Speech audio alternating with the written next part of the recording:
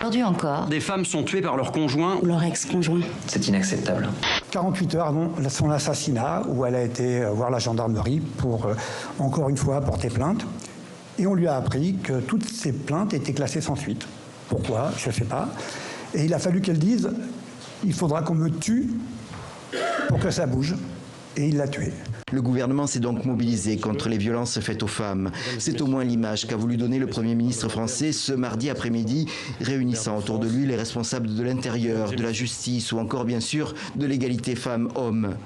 Des ateliers de travail vont se tenir jusqu'au 25 novembre, journée internationale de lutte contre les violences faites aux femmes. Des séances de discussion en présence normalement des ministres, mais aussi des personnalités de la société civile. Le droit pénal actuel permet de réprimer et à une hauteur très importante, c'est-à-dire au maximum en cause la réclusion criminelle à perpétuité, les meurtres de femmes par leur conjoint ou leur ex-conjoint. Ce qui fait que l'introduction de cette infraction dans le code pénal ne nous paraît pas nécessaire ni répondre à un besoin. Le féminicide comporte une violence particulière à l'égard des femmes. On tue une femme parce que c'est une femme et cette violence vraiment systémique n'est pas contenue dans la simple notion d'homicide.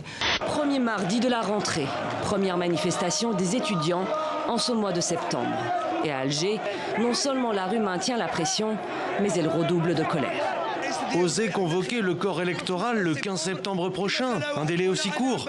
Moi je pensais que c'était 2025, mais 2019 c'est pas possible.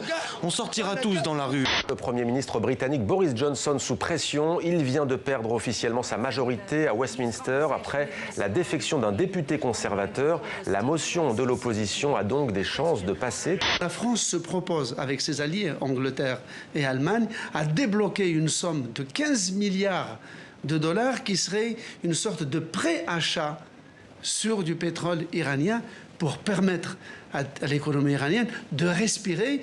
La démarche, plus généralement, vise à tirer la sonnette d'alarme et à mettre en avant que la société civile, dit rapidement, mais tout simplement les citoyens, ne se désinvestissent pas du politique. Théo! Qu'est-ce que tu fais là? Un recruteur d'Arsenal, il va venir te voir. C'est une chance unique pour toi. Ça peut changer ta vie. Qu'est-ce que tu crois qu'il joue? Qu'est-ce que tu veux que j'en sache? Maintenant qu'il t'a vu jouer, il trouve que tu es trop petit. Alors?